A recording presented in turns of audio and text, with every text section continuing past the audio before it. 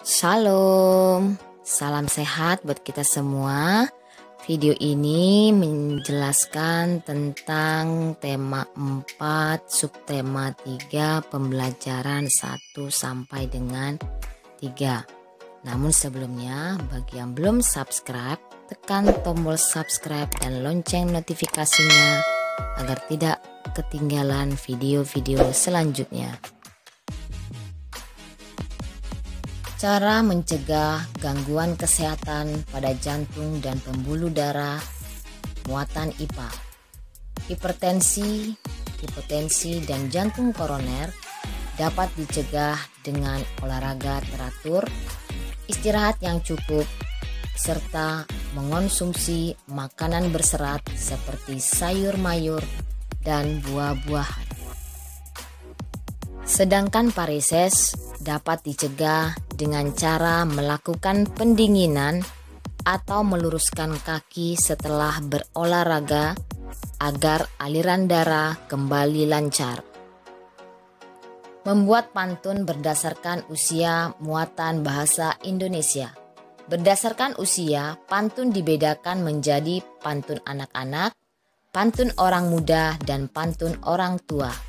Perhatikan hal-hal berikut ketika membuat pantun. Yang pertama, tema pantun yang akan dibuat. Yang kedua, jenis pantun yang akan dibuat.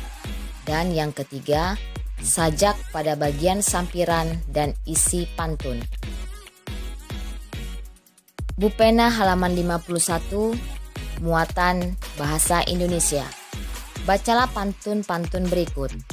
Pantun yang A, daun pisang berpelepah, ditanam di sebuah taman, jagalah kesehatan peredaran darah, badan sehat terasa nyaman. Jenis pantun A adalah pantun nasihat, jumlah barisnya ada 4, jumlah suku kata per baris adalah 8 sampai dengan 12 suku kata, sedangkan sajak yang digunakan ABAB, isi atau makna pantun adalah imbauan menjaga kesehatan peredaran darah agar badan tetap sehat. Pantun B, ke seberang sungai naik rakit, di seberang sungai membeli pakan. Agar terhindar dari penyakit, ayo cuci tangan sebelum makan. Jenis pantun B adalah pantun nasihat, jumlah barisnya ada 4, jumlah suku kata 8 sampai 12 suku kata, sajak yang digunakan ABAB, isi atau makna pantun adalah imbauan mencuci tangan sebelum makan agar terhindar dari penyakit. Bupena 5B halaman 53, muatan SBDP. Soal yang pertama, apa yang kamu ketahui tentang gambar cerita? Gambar cerita adalah gambar yang terdapat pada sebuah karya tulisan. Soal nomor 2, apa fungsi gambar pada sebuah cerita? Fungsi gambar pada sebuah cerita adalah untuk memperjelas, menegaskan, dan memperindah suatu cerita. Soal nomor 3, sebutkan macam-macam objek gambar. Macam-macam objek gambar adalah manusia, hewan, tumbuhan, dan benda. Soal nomor 4, tuliskan langkah-langkah membuat gambar cerita. Langkah-langkah membuat gambar cerita: yang pertama, menentukan ide atau gagasan. Yang kedua, membuat sketsa. Sketsa merupakan rancangan gambar. Sedangkan yang ketiga, mewarnai. Soal nomor 5, perhatikan kedua gambar berikut. Pilihlah salah satu gambar di atas. Buatlah sebuah cerita berdasarkan gambar tersebut. Gambar A, tema ceritanya adalah bermain di taman. Latar tempat cerita adalah taman. Sedangkan alat mewarnai yang digunakan adalah pensil. Sedangkan gambar B, tema ceritanya adalah piket kelas. Latar tempat cerita kelas. Dan alat mewarnai yang digunakan adalah cat air. Cara mencegah gangguan kesehatan pada darah. Perhatikan macam-macam gangguan pada jantung dan pembuluh darah, serta cara mencegahnya berikut. Yang pertama, anemia dapat dicegah dengan makan makanan yang mengandung banyak zat besi seperti bayam dan kacang-kacangan. Yang kedua, leukemia, pencegahannya adalah menerapkan pola hidup sehat. Yang ketiga, demam berdarah, pencegahannya menjaga kebersihan lingkungan untuk membasmi sarang nyamuk. Yang keempat, talasemia, gangguan ini tidak dapat dicegah karena merupakan penyakit keturunan. Yang kelima, hemofilia, gangguan ini tidak dapat diobati, akan tetapi dapat dicegah. Cara menghindari terjadinya perdarahan agar darah tidak terus mengalir. Kegiatan membasmi sarang nyamuk Aedes aegypti dikenal dengan kegiatan 3M, yaitu yang pertama menguras tempat penampungan air, yang kedua mengubur barang bekas, dan yang ketiga menutup tempat penampungan air. Membuat pantun nasihat muatan bahasa Indonesia.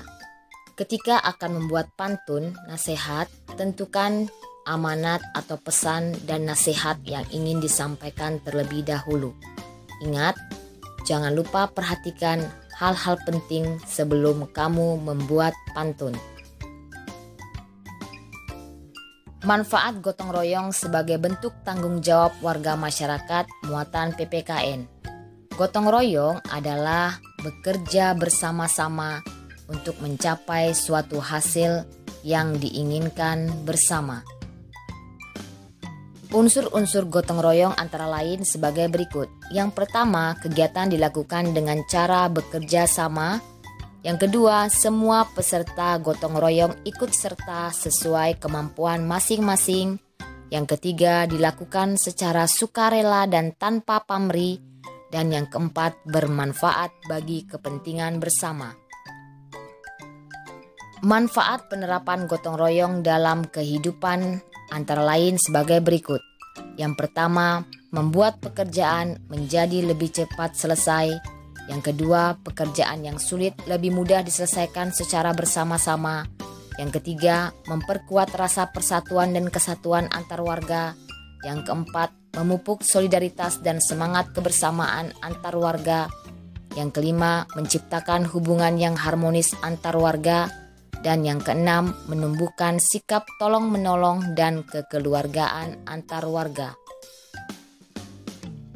Tanggung jawab kita sebagai warga masyarakat, yang pertama menjaga kerukunan, yang kedua menjaga rasa persatuan dan kesatuan, yang ketiga menjaga keamanan dan ketertiban umum, yang keempat merawat fasilitas umum, yang kelima menjaga kebersihan lingkungan, yang keenam mengikuti musyawarah warga, yang ketujuh mengutamakan kepentingan orang banyak, dan yang kedelapan menerima hasil musyawarah dengan lapang dada dan melaksanakan dengan rasa tanggung jawab.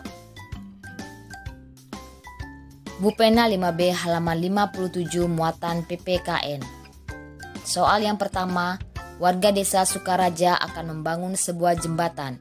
Mereka akan bergotong royong membangun jembatan tersebut.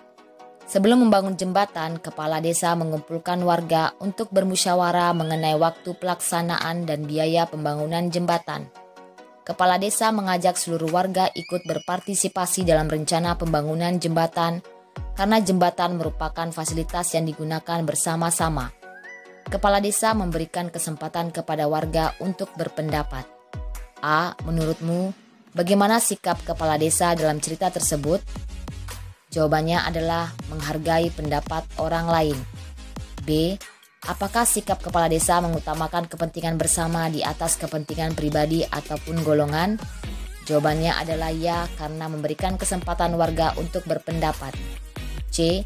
Apakah manfaat membangun jembatan secara bergotong royong?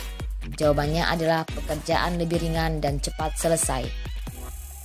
Soal yang kedua, Pak RT dan warga bermusyawarah mengenai rencana perlombaan untuk Hari Ulang Tahun Kemerdekaan Republik Indonesia. Setiap warga menyampaikan pendapat mengenai jenis perlombaan. Pak Satrio mengusulkan perlombaan enggrang. Usulan Pak Satrio bagus, namun hasil musyawarah memutuskan memilih perlombaan lain. A.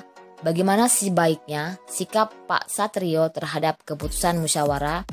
Jawabannya adalah menghormati dan melaksanakan hasil musyawarah. B. Apakah Pak Satrio menunjukkan sikap tanggung jawab sebagai warga masyarakat? Jawabannya adalah ya. C. Apakah sikap Ketua RT dan para warga mencerminkan prinsip mengutamakan kepentingan bersama? Jawabannya adalah ya, karena mereka bermusyawarah untuk menyelesaikan masalah. Interaksi sosial dalam bidang ekonomi muatan IPS. Transaksi jual beli dengan pedagang buah merupakan contoh interaksi dalam bidang ekonomi. Selain transaksi kebutuhan barang, transaksi kebutuhan jasa juga termasuk interaksi ekonomi. Berikut ada gambar pasar yang merupakan salah satu tempat terjadinya interaksi di bidang ekonomi. Kebutuhan ekonomi meliputi pemenuhan sandang, pangan, dan papan. Kebutuhan sandang adalah kebutuhan akan pakaian, kebutuhan pangan adalah kebutuhan akan makanan, dan kebutuhan papan adalah kebutuhan akan tempat tinggal. Setiap manusia berusaha untuk memenuhi kebutuhan tersebut. Dengan saling berinteraksi, manusia akan lebih mudah untuk memenuhi berbagai macam kebutuhan hidupnya. Demikianlah pembahasan materi tema 4 subtema 3 pembelajaran 1-3 beserta pembahasan soalnya. Terima kasih. Semoga kita selalu sehat dan tetap menjaga protokol kesehatan. Sampai bertemu di video selanjutnya. Salam.